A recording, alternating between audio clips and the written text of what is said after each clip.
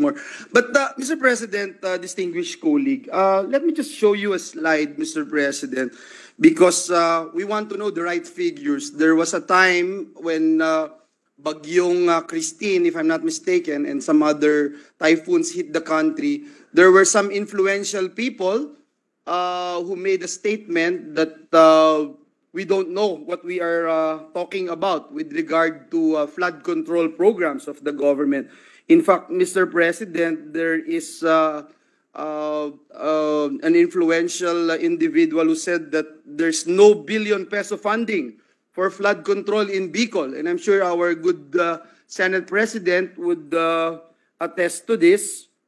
Mr. President, we have done our research and our information is definitely contrary to these claims. May we know, just for the record, Mr. President, I'm sorry we don't have a bigger caption here. There you go. Mr. President, may we ask the Department of Public Works and Highways to verify this claim?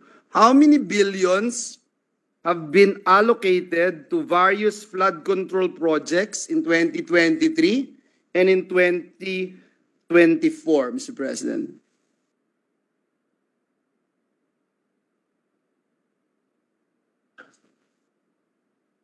We only have for Region 5.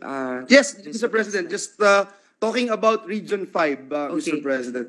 In 2023, there were 421 flood control projects, of which 353 projects were completed. The total that have been spent for the completed ones is 23,597,079,000. And there are the ongoing projects. There is 5,886,500 ongoing projects for 2023. Now, for 2024, completed 47 projects, 2,982,942. Yes, Mr. President, if I may, I know that the good sponsor is talking about the projects, completed projects. But there's an ongoing, Mr. President. Yes. What I'm asking, Mr. President, is because just a couple of weeks ago, some influential people, even some members of the other house, is saying that there's no billions of funds allocated for Bicol region. And so, Mr. President, just to set the record straight, and this is what we wanted to accomplish right now, let me show you, Mr. President, the 2023 budget based on the General Appropriations Act. If we can show the slide, please. In 2023, Mr. President, it was submitted that in Region 5, Mr. President, there is 29.463 billion pesos allocated for the entire region, Mr. President. And I'm looking at and showing in this August chamber the 2023 General Appropriations Act. Now, in 2024, Mr. President, we look at the budget for flood management program, major river basins and principal rivers, convergence and special support program. You have the CPAG, you have the BIP, and the total is amounting to 31.942 billion. I just wanted to find out, Mr. President, if these figures are accurate, Mr. President, based on GAA and the submission given to us by the Department of Public Works and Highways. You are absolutely correct, Mr. President, for 2024 and for 2023. Thank you, Mr. President. That's all I'm asking because I wanted to prove a point, Mr. President, that when we make a statement here in the Senate, we double check and we see to it that our figures are correct.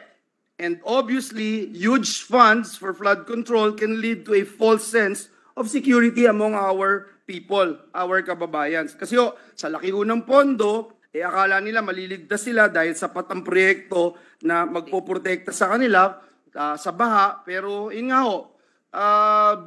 sa halip na pagtuunan natin ng pansin at kumuha tayo ng solusyon, ang nangyayari po dun sa ilang mga individual, nambabash at nagpapakalat ng false report. So malinaw po na tama po ang mga pondong ito, which means Region 5, the Bicol region, flood control projects for 2023 and 2024 is about 61.4 billion pesos. Now, Mr. President, that the DPWH has verified that there's indeed 61.42 billion allocated for 23 and 2024.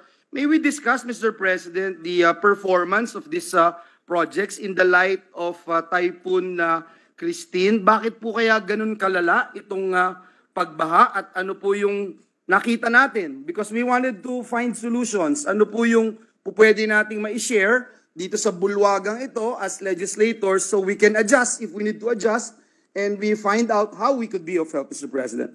Thank you.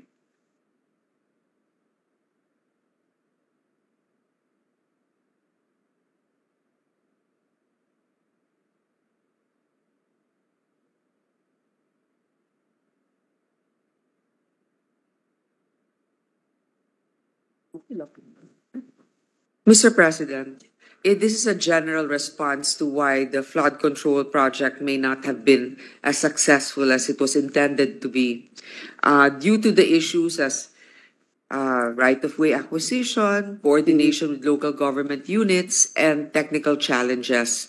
Also, there are ongoing construction projects. Many flood control projects take time to complete.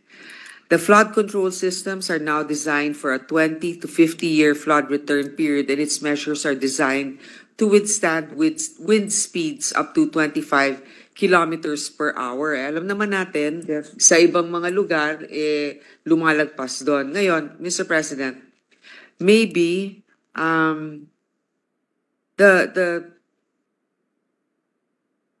what we can do, Mr. President, because di ba pagka may flood control project, iba-iba eh. Merong sinasabi dredging, yung iba naman naglalagay ng seawall, kung mga ganyan-ganyan.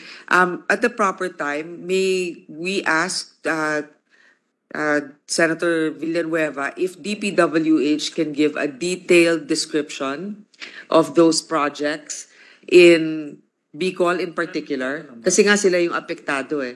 Kasi baka naman completed pero puro dredging, halimbawa, ay syempre babalik at babalik rin yun. Yeah. I'm glad that the distinguished sponsor recognized the somehow band-aid solutions that some politicians are trying to implement, and that's the reason why we are so dead serious in looking for the right solutions. In fact, Mr.